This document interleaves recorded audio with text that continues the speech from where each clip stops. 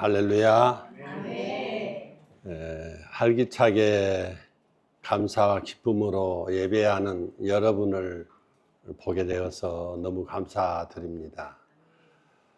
어제는 저희 큰아들 교회 설립 12주년 기념 예배 및 임직식을 했었는데요. 그 임직하는 모든 순간순간 우리 더복처치교회를 생각했습니다. 우리 더복처치교회도 이렇게 교회 설립 기념일과 함께 중직자들을 세워서 주의 교회를 세워가면 얼마나 좋을까 하는 그런 기도 속에 어제 한 시간을 보냈습니다. 두 번째 임직식을 했었는데 어제 장로 한 분과 권사 13분을 세웠습니다. 하나님의 교회는 말씀으로 봉사하는 담임 목사님 사역이 너무 소중하고 너무 귀하고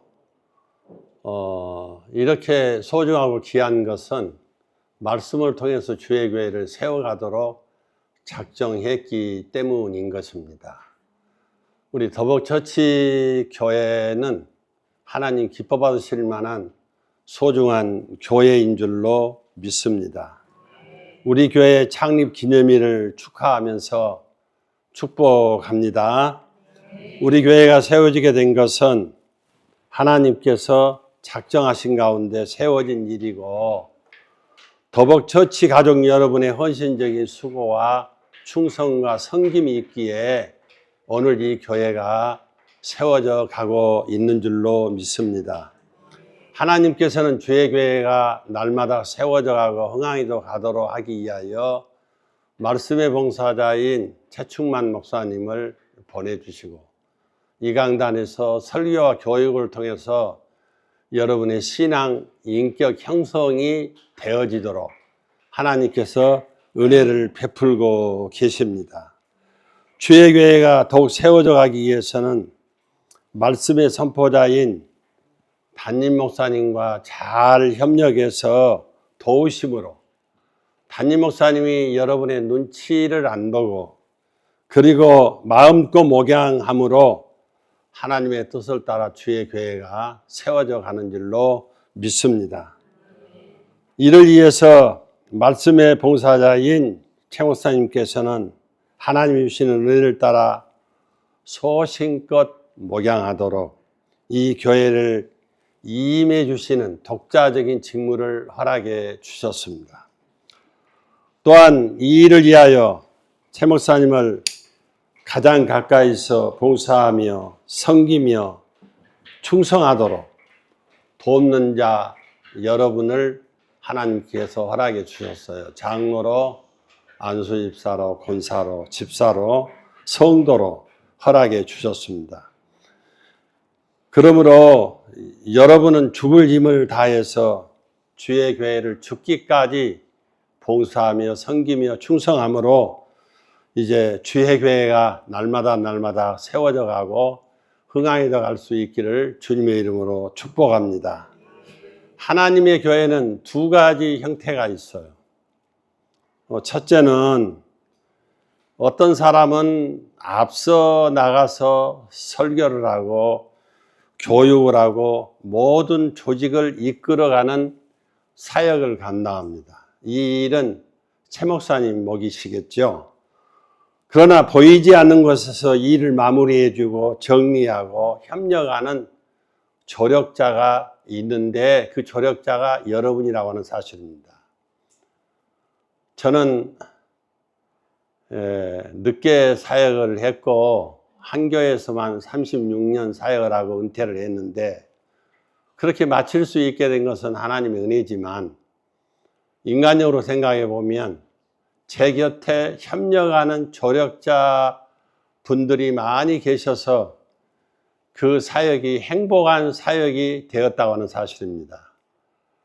목회 시작부터 저는 이제 송구 영신 예배가 끝나면 신년도에 대한 기도를 하는데 첫 번째 기도가 무슨 기도였는가 하면, 하나님, 이제 신년 새해에는 행복한 목양이 되도록, 행복한 목회가 되도록 은혜를 베풀어 주십시오라고 기도했습니다.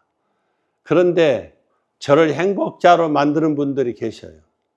그게 누구냐 하면 교회 안에 협력하고 돕는 여러분과 같은 직무에 최선을 다하는 그런 분들이 계셨기 때문이라고 하는 사실입니다. 그래서 하나님의 교회에는 두 가지 형태의 리더십이 있는데, 사도 바울과 같이 일을 만드는 사람이 있어요. 비전을 세워가는 사람이 있어요. 역사를 끌고 가는 사람이 있어요. 바로 지도자적인 리더십을 갖춘 사람인데, 이 사람이 더벅처치로 말하면, 우리 교회로 말하면 최충만 목사님이시라고 하는 사실입니다. 다른 유행이 있는데, 다른 유행은 바나바처럼 협력의 모습을 가진 내조자형입니다. 이런 사람은 눈에 잘 띄지 않습니다. 언제나 숨어서 일을 뒤에서 처리하는 그런 사람입니다. 구약에서도 이런 리더십의 그 내용들이 많이 나옵니다. 특별히 이 사람이 누군가요? 우리가 잘 아는 대로 여호수아와 갈렙입니다. 여호수아는 언제나 전면에 나서서 이제 지도력을 발휘하는 사람인데, 그런데 갈렙은 여호수아 뒤에서 흔적도 없는 것처럼 협력하고 조력하는 바로 사람이라고 하는 사실입니다. 어떤 사람은 앞서 나가서 설교를 하고 외치고 모든 일을 조직하고 이끌어갑니다. 이분이 바로 우리 교회로 말하면 최충만 목사님이라고 하는 사실입니다. 그러나 보이지 않는 곳에서 일을 마무리해주고 정리하고 협력하는 리더십이 정말 중요합니다. 어버이 주일을 맞이하면 아버지나 어머니 모두가 다 존경을 받고 사랑을 받지만, 특별히 어머니들이 더 사랑을 받지요. 왜 그럴까요? 어머니들은 그 뒤에서 보이지 않는 곳에서 숨은 헌신적인 생명을 걸고 봉사하는, 섬기는 그런 사역을 감당했기 때문에 희생적인 그 어머니를 존경하고 사랑하는 것입니다. 우리 자녀들도 전화를 하면 저에게 안 해요. 언제든지 우리 아내에게 전화를 합니다. 그리고 인사로 맨 끝에 가서 마무리하면서 저에게 바톤을 넘겨주면 저는 할 말이 없어요. 고맙다. 바쁘니까 와서 끊어라. 그리고 너희 일들을 열심히 해라. 그거로 이제 마무리를 하고 마는데, 자녀들이 그렇게 하는 이유는 그럴 수밖에 없어요. 어머니들은 죽도록 희생하는 존재가 어머니거든요. 그래서 이 세상에 가장 아름다운 이름이 있다고 하면 그 이름은, 눈치가 좀 있어야 되는데, 그 이름은 어머니들이에요. 어머니만 사실 내용을 보면 그런 것이 아니고 아버지도 그런 분에 속하지만, 그러나 아버지와 어머니 둘을 놓고 볼 때 어머니에게서 마음이 가는 것은 어쩔 수 없는 일이라고 하는 사실입니다. 그런데 이 직위는 높고 낮음의 문제가 아니에요. 교인들이 잘못 생각하면 목사님만 다 사랑을 받고 목사님만 존경을 받고 목사님만 높임을 받는다고 생각을 하는데, 그렇지 않습니다. 가장 이제 뒤에서 보이지 않는 곳에서, 어두운 곳에서 죽도록 헌신하고 봉사하는 여러분의 사역도 목사님 사역 못지않게 훌륭하고 대단한 것입니다. 그래서 여러분들을 섬기는, 충성하는, 헌신하는 모습을 보면 존경하고 사랑할 수밖에 없습니다. 도복처치 가족 여러분은 각기 주어진 직무의 은사를 따라 잘 섬기시되 하나님 앞에 서실 것을 생각하면서 최선을 다할 수 있길 바랍니다. 저는 이제 목회를 끝나고 벌써 10년이 이제 넘었습니다만은, 이제 80이 넘어서 90을 향해서 나아가는데, 제가 하나님 앞에 항상 두 가지 죄송한 마음이 있더라고요. 하나는 내가 목회 사역을 하면서 더 최선을 다해서 섬기며 살아갈 것인데 이걸 못했다는 생각 때문에 늘 하나님 앞에 죄송한 마음을 가져요. 두 번째로는 하나님의 뜻을 저버리고 때로는 내 뜻을 쫓아서 목양하는 때가 없지 않아 있었거든요. 그것이 후회가 되더라고요. 그래서 하나님 앞에 설 때 부끄러움 없이 서야 되겠는데 어떻게 해야 될 것인가. 이제 일하려야도 일할 수가 없잖아요. 그러나 저에게 일할 수 있는 가장 큰 은혜를 허락해 주신 것은 뭐예요? 하나님의 교회를 말없이 이제 기도하며 섬기는 일. 그래서 5시에 새벽 예배가 주어지는데 저희 부부는 4시에 항상 교회 갑니다. 항상 3등 안에 항상 머물어요. 그 익수왕 한약방에 나오는 이수혜 장로님, 저 또 다른 목사님, 그래서 세 분이 항상 보면 누가 먼저 오든지 셋 중에 하나가 먼저 와요. 1시간 전에는 입실을 해서 기도를 하는데 1시간이 너무 짧아요. 사실은 집에서도 늘 기도하지만 그 기도의 내용이 무엇이겠습니까? 두말할 것 없이 아들 셋이 목사지만 아들 셋을 위해서 먼저 기도 안 해요. 내가 섬기는 교회를 먼저 위해서 기도합니다. 그리고 그 다음에 바로 새 아들 교회와 우리 더복 처치 교회. 제가 이제 다른 것으로는 도움을 줄 수 없어도 기도로는 얼마나 도움을 줄 수 있지 않습니까? 그래서 그 기도를 매일 빼지 않고 합니다. 그런데 기도할 때마다 너무 감사하고 또 교회가 어렵고 힘든 모습을 생각하면 너무 마음이 아프고 마음이 아파도 그 마음 아픈 마음을 누구께 이 얘기를 해요? 아버지께 부탁을 하는 거예요. 아버지가 잘 아시지 않습니까? 더복 처치교회를 하나님 세워주십시오. 더복 처치교회 건물도 아니고 이렇게 월세로 사역하는 그 교회를 우리 하나님 도와주십시오. 그 기도를 합니다. 우리 둘째 아들도 지금 광주에서 개척을 하거든요. 그런데 요즘에 개척교회가 잘 안 돼요. 개척교회에서 봉사하려고 하는 사람들이 거의 없어요. 네, 저희 아들 교회도 조직교회가 되지 못했어요. 아직도 장로님이 안 계시고 그리고 성도 한 20분 있는데 그 사역을 보면 너무 힘들고 너무 어려워요. 그런데 저희 아들 교회만 그러겠습니까? 오늘 많은 어려운 교회들이 얼마나 많은지 모릅니다. 그래서 그 어려운 교회들을 위하여 헌신적인 수고와 봉사와 섬김의 도리가 얼마나 소중한지 모르겠습니다. 이제 서론적으로 이제 교회에 대한 얘기를 잠깐 했는데, 지난번에 왔을 때에도 교회 사역에 대해서 말씀을 드렸는데, 지금 5월은 가정의 달 아닌가요? 저는 3살 때 아버지를 떠나보내고, 중학교 1학년 때 어머니가 23살에 홀로 됐는데, 저희 어머니가 이제 그 하나님 앞에 약속을 한 것 같아요. 그 약속이 뭐냐면, 잔주름을 키워놓고 할아버지 할머니에게 맡기고 내가 새 출발을 해야 되겠다. 중학교 1학년 때 개가를 하셨거든요. 그래서 동생과 저와 이제 그 할아버지 할머니 밑에서 자라는데 학교를 나갈 형편도 주어지질 않았어요. 그래서 우리 동생은 공부를 하기 위해서 그 한평 자강원에 가서 거기서 고등학교에 나오고 이제 사회생활을 했는데, 저는 가정에 대한 아픔이 많이 있어요. 제 친구들이 어머니 아버지와 한 밥상에서 밥 먹는 모습만 봐도 울었어요. 가정이 얼마나 소중한지 몰라요. 하나님께서 세우신 두 기간이 있는데 그 두 기간은 바로 가정과 교회라고 하는 사실입니다. 근데 가정과 교회는 너무나 밀접한 관계 속에 있어요. 하나님께서 가정을 통해서 하나님의 교회를 세워가기를 소원하고 계신다고 하는 사실입니다. 그래서 가정의 부모님의 사역, 남편의 사역, 아내의 사역이 너무 소중한 거예요. 자녀의 사역이 너무 소중한 것이에요.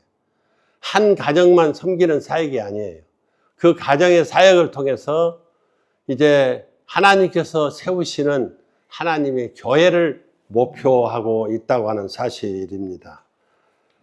오늘 본문에 있는 말씀을 보면 성도들의 실천 사항을 여기서 이제 말씀해 주시고 있지만 그 말씀 속에 담겨져 있는 큰 뜻이 있어요. 첫째로는 남편과 아내와의 관계, 두 번째로는 어버이와 자녀와의 관계, 세 번째로는 상전과 종과의 관계까지 미쳤습니다. 왜냐하면 히브리인들은 종들도 한 가족 구성원으로 생각을 했어요. 그래서 이 성경을 집필하는 집필자가 바로 남편과 아내의 관계로 끝나지 아니하고 어버이와 자식 관계로 그걸로 끝나지 아니하고 상정과 종의 관계까지 미치게 되었다고 하는 사실입니다. 오늘 본문 속에서 큰 뜻이 있어요.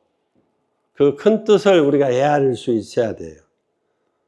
첫째는 뭐라고요? 남편과 아내와의 관계. 두 번째, 그래, 어버이와 자식과의 관계. 세 번째,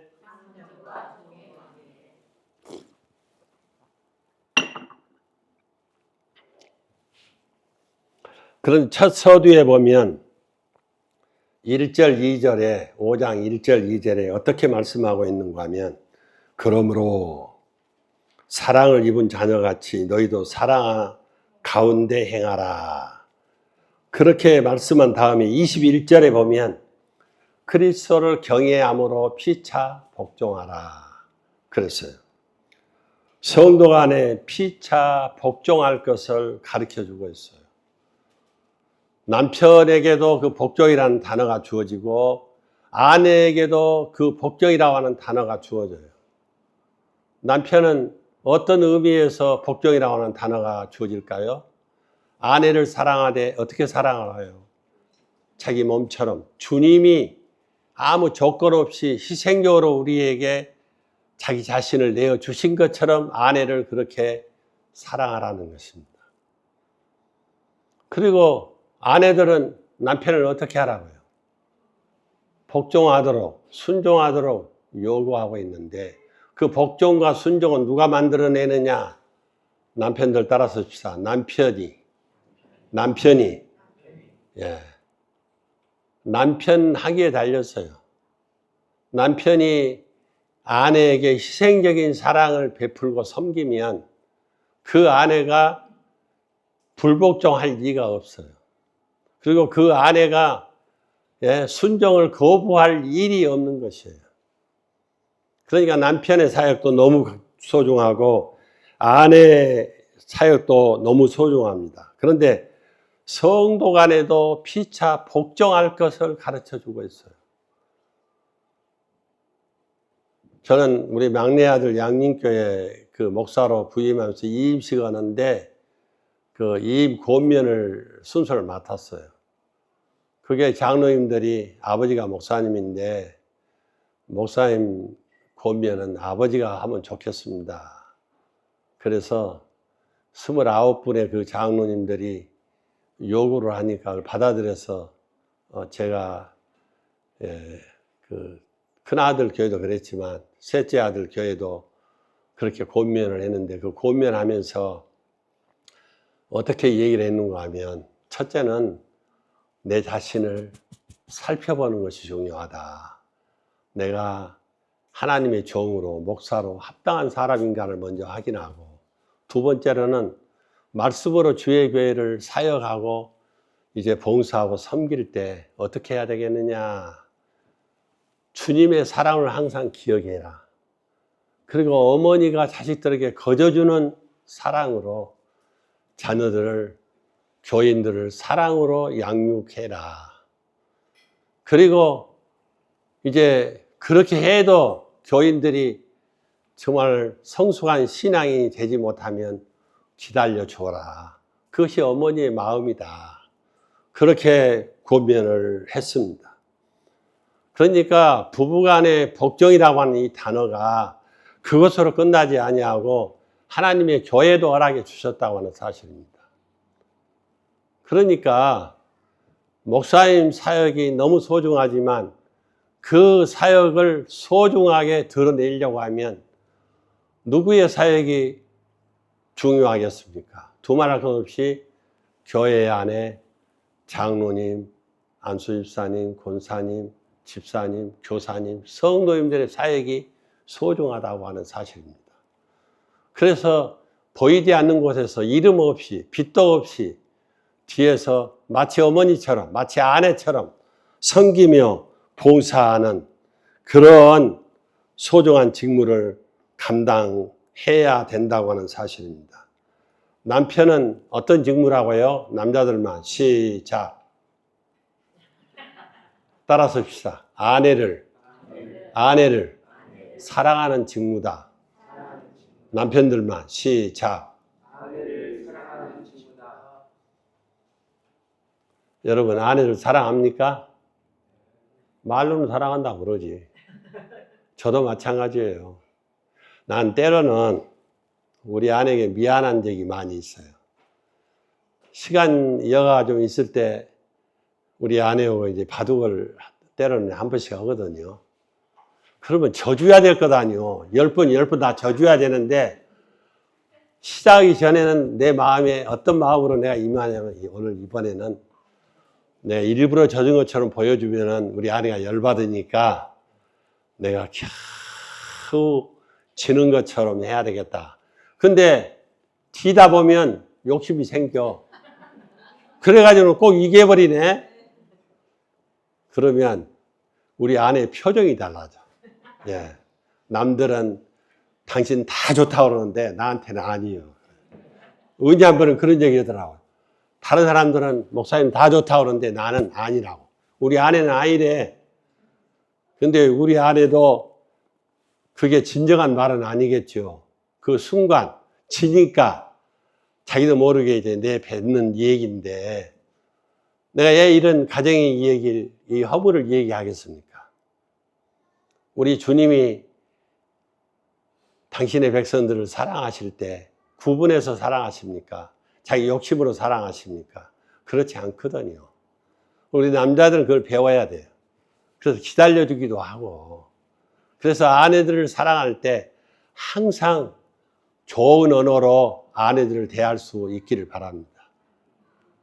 우리 한국 사회를 보면 옛날 남자들이 얼마나 의시됐습니까? 남자들이 교만하기가 짝이 없어요. 아내들을 대할 때 종 부리듯 하고 나 어려서 보면 그럽디다. 여자들이 저 어려서는 보니까 밥도 방에서 못 먹어요. 부엌에서 밥을 먹어. 여자들은. 나는 우리 할아버지가 장손이라고 꼭 할아버지 밥상에서 같이 먹었는데 우리 할머니도 그 밥상에 같이 못 앉아. 우리 할머니는 겨우 방 저기 부엌 입구에서 앉아서 식사를 하면 우리 어머니는 그 부엌 밖에서 식사를 하더라고요. 그런데 나는 그걸 보고 그걸 배운 게 아니라 참이 못마땅하다. 어려서부터 예수를 믿으면서 깨달았어요. 아, 하나님은 내가 이렇게 소중하고 귀하구나. 그래서 언어가 얼마나 소중하고 인사가 얼마나 소중한지 모릅니다. 우리 최충원 목사님 목사 안수식 때 제가 참석을 했는데 주한 장로교회 목사님이 설교를 하더라고요. 첫 서두에 뭐라고 설교하냐면 인사만 잘해도 목회 절반은 한다. 기억하시죠? 요즘에 인사가 없는 세상이에요. 저는 이제 아파트 13층에 살거든요. 그럼 무조건 만나면 어른이든지 아이든지 인사를 해요. 근데요, 그 세상에 어른이, 미안합니다. 제가 어른이라고 해서. 나이 더 먹은 자가 이제 아들하고 손주 같은 사람에게 인사를 하면, 그럼 미안해서라도 대꾸를 해야 될 거 아니에요. 어떤 애들은요, 들은 척도 안 해요. 마주보면서 고기라도 까다가 가면 좋겠는데 그러지 못해요. 그래서 내 마음속으로 저 아이 탓이 아니라 저 아이 엄마가 저 아이 아빠가 누군가 모르지만 부모가 잘못 가르쳤다. 여러분 인사 잘 하십시오. 예, 하나님 앞에 인사 잘 하십시오. 그 인사, 첫 인사가 뭔 줄 아세요? 새벽에 일어나서 하나님 앞에 나가서 기도하는 게요. 첫 인사가. 어째 집사님 첫 인사 잘해요?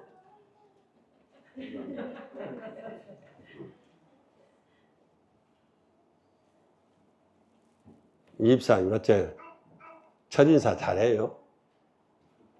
교회가 뭐니까 교회까지 못 오겠지. 집에서 하시면 돼요. 저는 은퇴해가지고 나주로 이사를 했는데 나주에서 생활을 하면서 둘째 아들 그 개척하는 교회를 나갔어요. 교회가 없잖아요, 나주는. 우리 아내하고 둘이요. 그래도 매일 성경 한 장씩 보고 성경 한 장에 대한 요점 정리를 해가지고 우리 아내하고 나오고 이제 서로 교독을 했어요. 한 문장씩, 한 단원씩. 그리고 이제 기도를 하고 주기도로 마치고 그리고 자유롭게 30분 혹은 1시간씩을 꼭 새벽마다 그렇게 기도를 했어요. 예배에는 두 가지 형태의 예배가 있어요. 공적인 예배와 사적인 예배가 있습니다.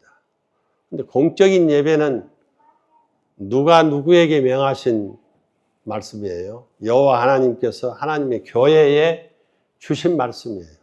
그러니까 바로 더벅처치로 말하면 당회가 있지 않습니까? 당회에서 지정한 날짜 시간이 공적인 예배예요. 그래서 주일 낮 예배, 주일 밤 예배, 혹은 주일 오후 예배, 3일 예배, 구역 예배, 새벽 예배 이런 예배들이 있는데 이게 공적인 예배인데 공적인 예배를 잘 감당하는 사람은 사적인 예배도 잘 감당해요. 근데 미안하지만 공적인 예배를 감당하지 못하는 사람은 사적인 예배를 감당하기가 어려워요. 예배가 얼마나 소중한지 몰라요. 저희들은 명절이 되면 자녀들이 다 집에 오잖아요. 반드시 예배 순서를 만들어요. 누가 예배를 인도하느냐? 목사가 3시, 나까지 4시인데 4시 오는 게 아니에요. 평신도들이 해요. 우리 아이들이 해요. 예. 지금 손주딸이 경찰 행정학과 지금 3학년인데 그놈이 때로는 이제 사회를 할 때가 있어요. 그 대학교 정도 되면 잘하잖아요. 근데 중학교 또 초등학생이 손주가 둘이나 돼요. 그런들의 순서를 맡기면 잘 못해요. 떠니라고. 그래도 맡깁니다.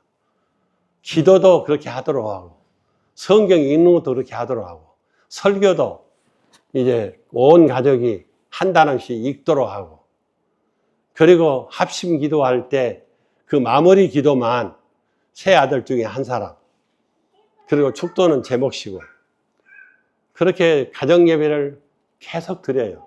생일 때도 추석에도 구정에도 가족 모임 때 그렇게 합니다. 지난번엔 저희 그 손아래 동생이 지금 현재 80인데 그 암으로 지금 굉장히 고통 중에 있어요. 그래서 너희들 시간 한번 내라. 여기서도 기도해야 되겠지만 가서 함께 예배하자. 그리고 서울에 올라갔어요. 그래서 작은 집 식구들과 우리 아이들과 함께 이제 예배를 했어요. 예배를 하고 합심해서 기도하고. 그런데 온 가족이 울면서 감사 기도를 했습니다. 지금까지 인도하신 하나님께서 앞으로도 인도해 주실 것을 믿습니다 하는 그 기도 고백을 했다는 사실입니다. 그러니까 가정의 틀 안에서 이런 모습이 너무 소중한 것이에요. 그래서 1절에서 3절까지 내용을 보면 사랑 가운데 행하라 그랬어요. 시간이 저렇게 됐어요? 어떤 시계가 맞아요? 위에 것이 맞아요? 근데 왜 이렇게 시간이 많이 가버렸어? 그런데 여러분 좀 이해하십시오.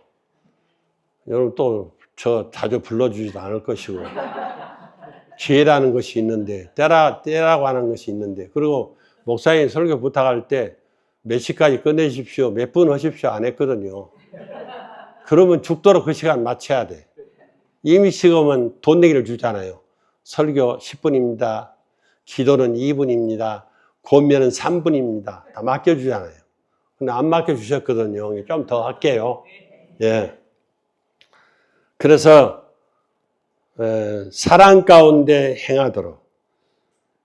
그래서 성도 간에 서로 사랑할 것을 가르치고 교인들 간의 음행과 온갖 더러운 것과 탐욕, 욕심은 말도 꺼내서는 안 된다고 하는 내용을 말씀하고 있어요. 그런데 누추하고 어리석은 말, 희롱의 말은 마땅치 않기 때문에 돌이켜 서로 감사하는 말을 해야 된다는 것입니다. 이 감사가 쉬운 것 같지만 영적인 성숙도가 나에게 주어지지 않으면 감사를 하기가 쉽지 않아요.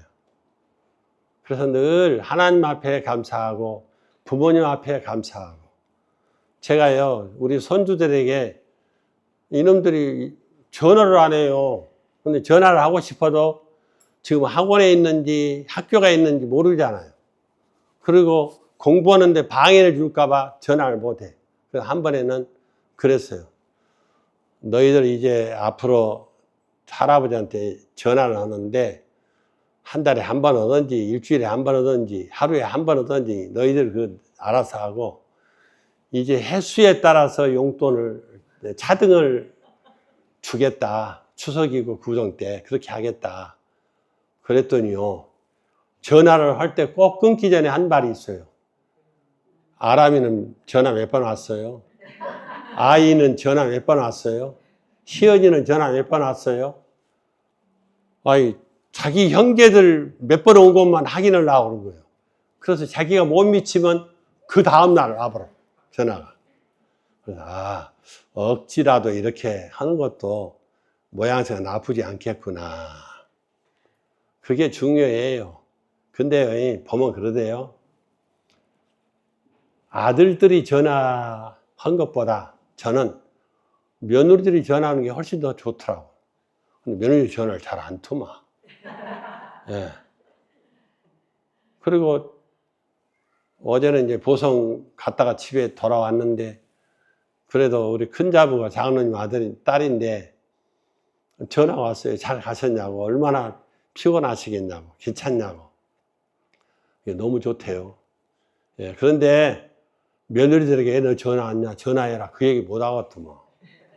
예. 며느리가 딸 안 된다는 우리 세상 속담이 있잖아요. 그러니까 잘못하면 상처나 주지. 우리 아내도 보면 절대 며느리에게 탓 안 해. 나무라고 안 해요. 하면 항상 고맙다. 너희들이 수고한다. 감사한다. 그러면 우리 이제 자녀들이, 우리 둘째 며느리는요, 희한한 게 또 희한한 또 딸이 또 우리 집에 들어왔어. 꼭 아빠라고 그러고 꼭 엄마라고 그래. 어머님, 아버님 그러지. 아빠라고 엄마라고 그럽니까? 그런데 우리 둘째란 놈은 꼭 아빠, 엄마. 그런데 그게 낯설지 않고 좋더라고요. 예. 말이 얼마나 소중한지 몰라요. 그래서 가정 안에서는 늘 이런 바로 말에, 언어에 사랑을 더할 수 있었으면 좋겠어요. 사랑합니다. 따라서 합시다. 사랑합니다. 죄송합니다. 미안합니다.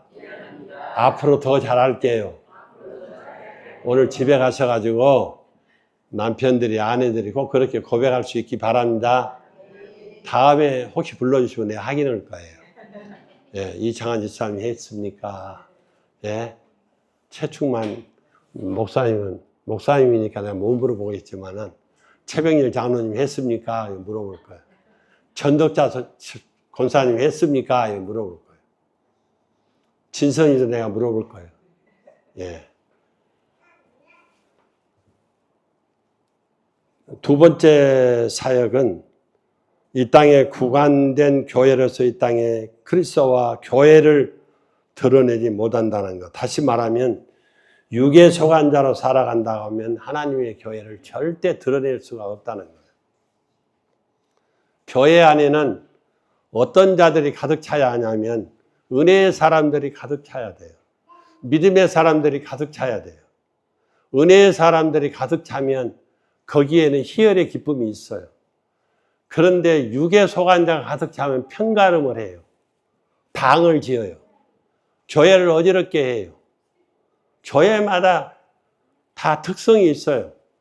그런데 교회가 참 전통이 중요하대요. 사랑으로 세워진 교회, 순종으로 세워진 교회, 충성으로 세워진 교회는 그렇게 세워가더라고요. 그런데 편가름하고 불평하고 원망하는 교회는 늘 나눠지더라고요. 강주에 큰 교회, 아무개 교회라고 하면 다 알 거예요. 벌써 교회가 큰 교회인데 세 쪽, 네 쪽으로 나눠졌어요. 그게 얼마나 불행한 일입니까? 가정이 나눠진 그 아픔을요, 그 부모 입장에서 보면 얼마나 아프겠습니까? 부부가 헤어진다는 거, 갈라선다는 거. 이것처럼 큰 아픔은 없어. 이것처럼 큰 불효는 없는 것이에요. 하나님의 교회는요, 사랑의 덩어리가 돼야 되는 거예요. 그래서 하나됨을 잃지 말아야 되는 것이에요. 부부를 왜 한 몸이라고 했을까요? 이인영 집사님, 부부는 왜 한 몸이라고 했을까요? 분명히 인격이 두 인격이잖아요. 몸이 두 몸이잖아요. 그런데 우리 주님은 바로 부부를 가서 한 몸으로 지칭한 거예요. 다시 말하면 가로 열고 교회 가로 닫고요. 그러니까 그 부부를 통해서 하나님의 교회가 무엇인가를 세상에 드러내도록 우리에게 소명을 주셨다고 하는 사실이에요. 예수 믿는 가정은 다르대. 예수 믿는 부부는 다르대. 그래서 우리들을 보고 남편과 아내 사는 모습을 보고 교회가 궁금해서, 교회가 어떤 곳인가를 궁금해서 찾아 나올 수 있도록 그렇게 살면 얼마나 좋겠습니까?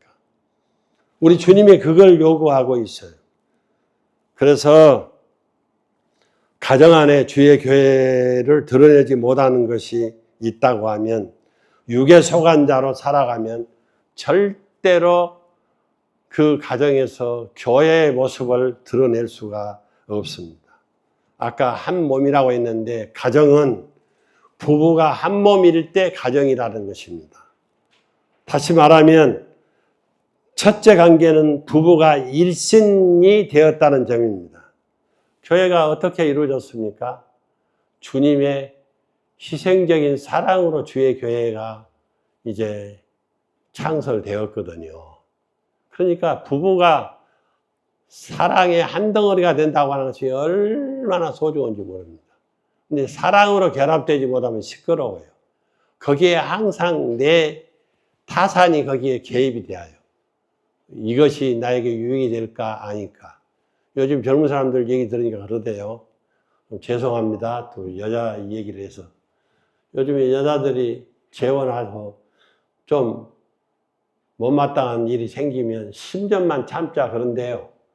나는 그게 뭔 말인가 했어. 10년이 넘으면 재산을 분할할 때 권리가 주어진다. 나도 깜짝 놀라서 그 얘기를 듣고, 그래서 10년만 참자. 그러면 니놈하고 끝이다. 그러면 그 여자를 누가 그렇게 만들었을까요?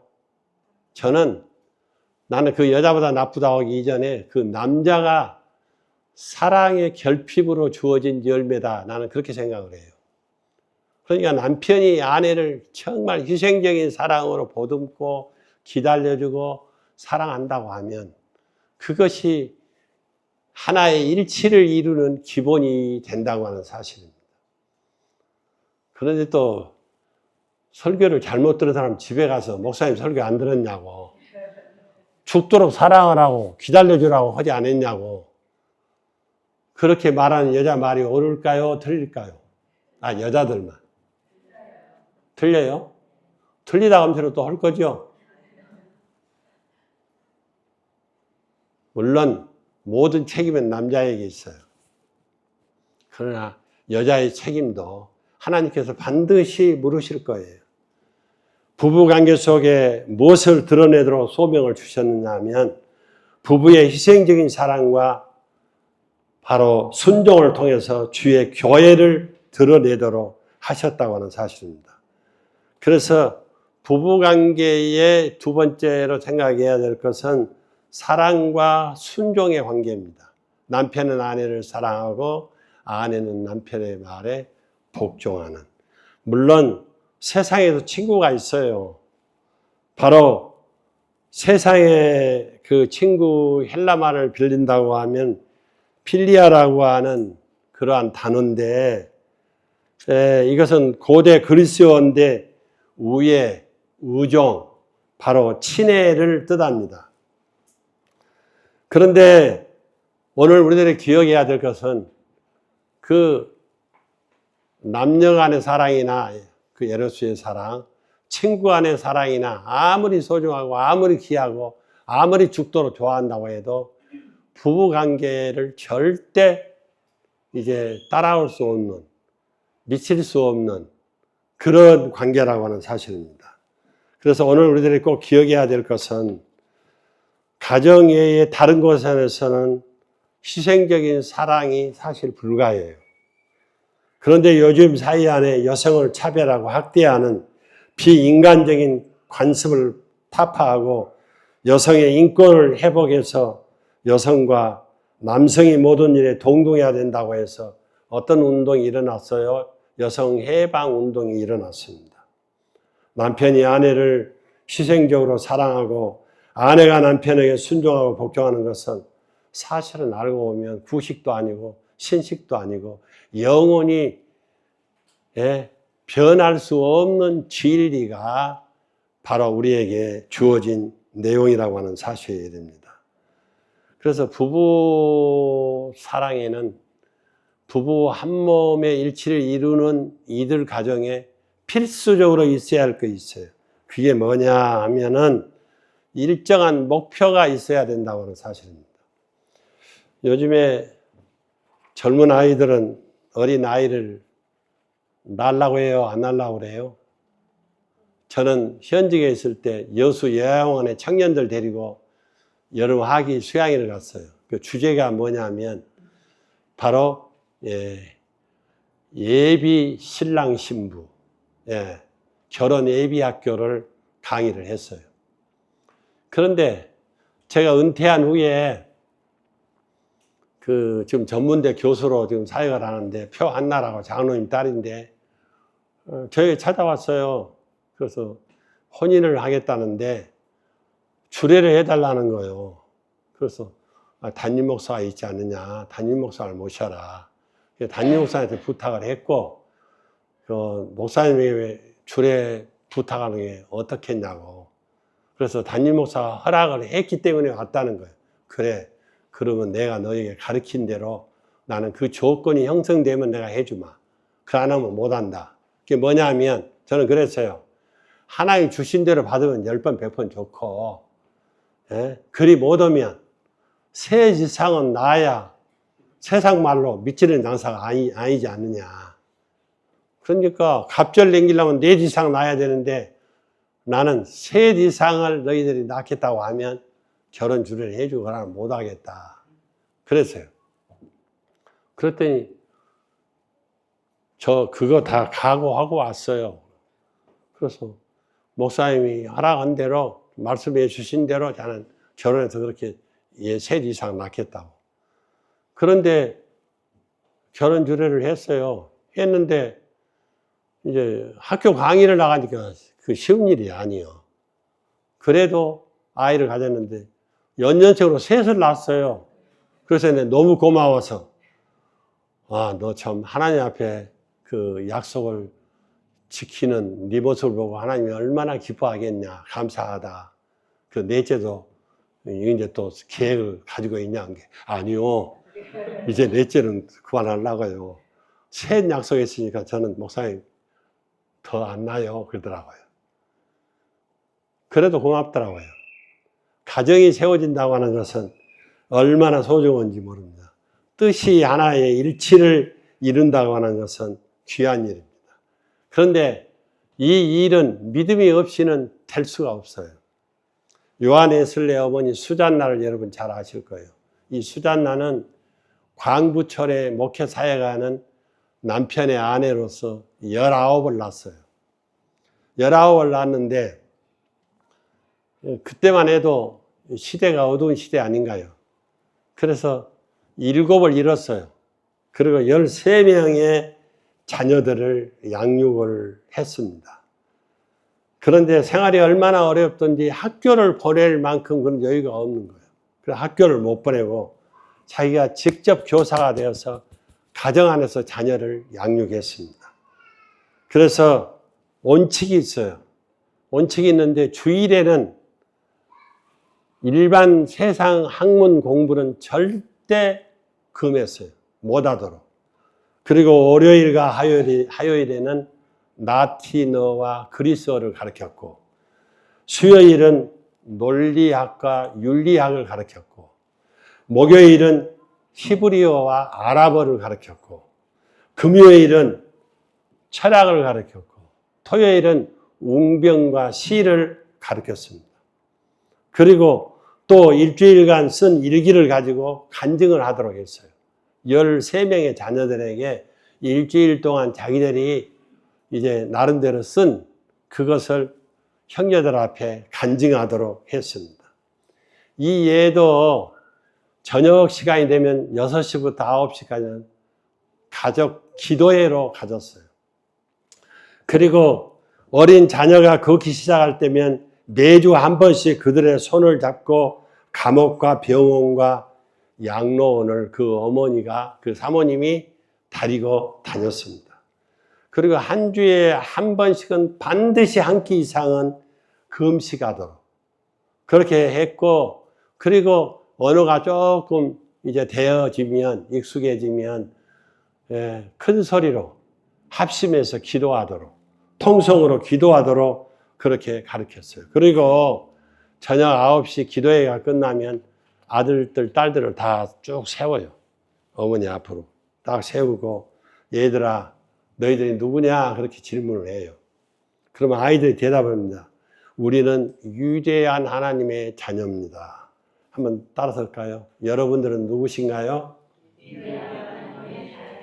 우리는 위대한 하나님의 자녀입니다. 두 번째로는 누가 너희를 위대하다고 하더냐? 그러면 자녀들이 대답을 해요. 하나님께서 우리를 위대한 사람이라고 했습니다. 한번 물어보겠습니다. 누가 너희를 위대하다고 하느냐? 그러면 너희들은 지금 무엇을 하고 있느냐? 그렇게 물으면 네, 하나님 창조 사역의 동반자로 지금 일하고 있습니다. 그렇게 대답을 했어요. 자, 세 번째 질문입니다. 너희들은 지금 무엇을 하고 있느냐?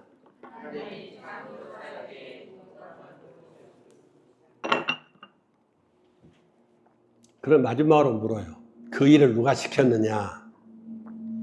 누가 시켰겠어요? 엄마가? 하나님께서. 누구를 통해서? 엄마를 통해서. 엄마라고 하는 것이 정말 위대합니다. 어린 아이들의 그 앞날을 보면 어머니의 영향이 다 그 안에 들어있어요. 그게 어머니의 소명이 얼마나 소중한지 모릅니다. 그리고 이제 반드시 밤 10시가 되면요, 어떤 일이 있어도 잠을 자도록 그렇게 세워서 질문을 한 다음에 기도를 해주고, 그리고 잠자리에 들도록 했습니다. 오늘의 어머니가 밤에 늦도록 안 자는 어린이들을 향해서 어떻게 얘기합니까? 빨리 자라고 얘기합니다. 너는 지금 무엇하고 있냐? 빨리 자거라. 그런데 웨슬레 어머니는 그런 방식으로 하지 않았어요. 잠재운 어린이에게 인생의 폭과 인간됨을 그들에게 알려줬어요. 그래서 그들이 바로 주님께서 허락하신 소중한 바로 직무를 감당하도록 했다고 하는 사실입니다. 시간이 많이 갔기 때문에 이제 말씀을 이제 줄여서 드리려고 합니다. 남편이 그리스도적인 역할을 할 경우에 아내는 순종해야 된다고 하는 사실입니다. 다시 말씀을 드리면 아내가 남편보다 믿음이 우월하다든지 어떤 기도의 능력이 더 우월하다든지 신앙의 모든 부분에 있어서 남편보다 아내가 더 우월하면 그 남편의 그 제안을 받아들이라는 것입니다. 물론 결정은 온전히 남편이에요. 책임도 남편이 져야 돼요.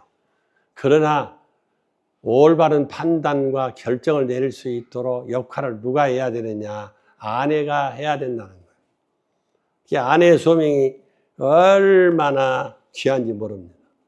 교회 사역을 해서 보면요.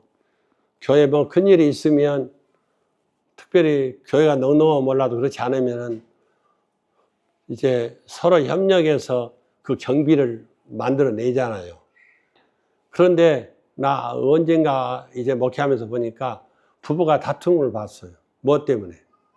남편은 많이 하려고 하는데 아내는 못하게 하는 거예요. 우리 형편을 봐서 해야지. 이게 뭔 짓이냐고. 그러니까 뭔 얘기냐면 항상 남편이나 아내나 믿음의 그 우월성이 소중한데 때로는 아내들이 남편보다 훨씬 믿음이 더 강할 수 있고요. 더 소중할 수가 있어요. 그럴 때는 남편이 그 아내의 제안을 받아들여서 하나님의 뜻을 펼쳐가는 것이 남편 된 도리라고 하는 사실입니다. 부모와 자녀와의 관계는 시간이 많이 갔기 때문에 말씀을 드리지 못하겠습니다.